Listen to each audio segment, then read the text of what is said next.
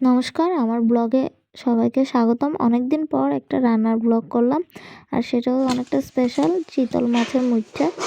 3টে চিতল মাছ ছিল, এই যে এখান থেকে পেটের অংশটুকু নিয়ে নিয়েছি শুধু, আর লেজ মাথা কেটে বাদ রেখেছি। এই যে এখান থেকে এইভাবে চামচ দিয়ে তুলে মাছগুলো নিতে হয়। এখানে কিছুটা লং প্রসেস আছে, এই জন্য হয়তো অনেকে করতে চায় না। আমিও সহজে এটা রেসিপিটা করি না, তবুও আপনাদেরকে দেখানোর জন্য আর বাচ্চার জন্য করলাম। যে এইভাবে মাছটাকে তুলে অনেকক্ষণ ধরে এইভাবে আস্তে আস্তে তুলে নিতে হবে, মাছটা নরম থাকে।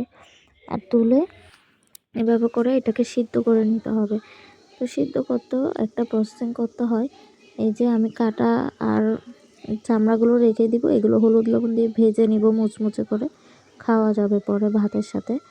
আর এই যে এতটুকু মাছ হয়েছে, এখানে আমি একটু হলুদ আর লবণ দিয়ে আর একটু আটা বা ময়দা ঘরে যেটা থাকে দিলে হবে।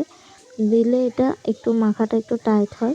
তারপর এভাবে মেখে নিয়ে সুন্দর করে গোল গোল করে হাতের মুঠো করে আর কি যতটুকু হয়, গরম জল করে ওখানে সিদ্ধ করে নিতে হবে। এই যে আমি 4টা করেছি, এটাকে বলে মুইঠা, এই জন্য চিতল মাছের মুইঠা বলা হয়। এগুলো আমি জল গরম হওয়ার পর এই যে ছেড়ে দিলাম।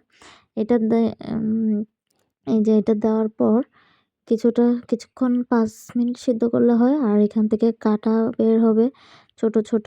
সিদ্ধ করার পর দেখবেন মাথা বেরিয়ে আছে, ওগুলো তুলে ফেলে দিতে হবে। এই যে আমি গরম গরম নামানোর পর দেখেন এখান থেকে কাটা বের করে নিব। বেশি কাটা ছিল না, 2-1টাও কাটা পেয়েছি। সবগুলো ছোট ছোট করে বেছে নিয়েছি।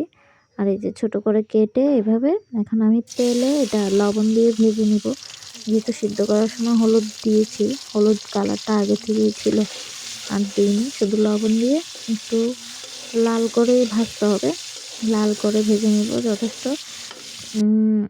এই যে আমার ভাজাটা হয়ে গেছে। আর এখানে আমি পেঁয়াজ আদা রসুন বাটা রেখে দিয়েছি আগের থেকে রেডি করে। একটু গরম মশলাও দিয়েছিলাম, এটা হয়তো ভিডিওতে করা হয় নাই, কারণ এখানে ক্যামেরা নেই। এক হাতে রান্না আর এক হাতে ভিডিও করতে অনেকটা অসুবিধা হয়। এই যে আলু কষিয়ে নিয়ে তারপর ওগুলো ঝোলে ছেড়ে দিয়েছি। অনেক টেস্ট হয়েছে খেতে, আপনারাও ট্রাই করে দেখবেন। আর দেখেন কতটা সফট হয়েছে, ওইটাও দেখা যাচ্ছে। কেমন হয়েছে জানাবেন। আজকে এইটুকুই।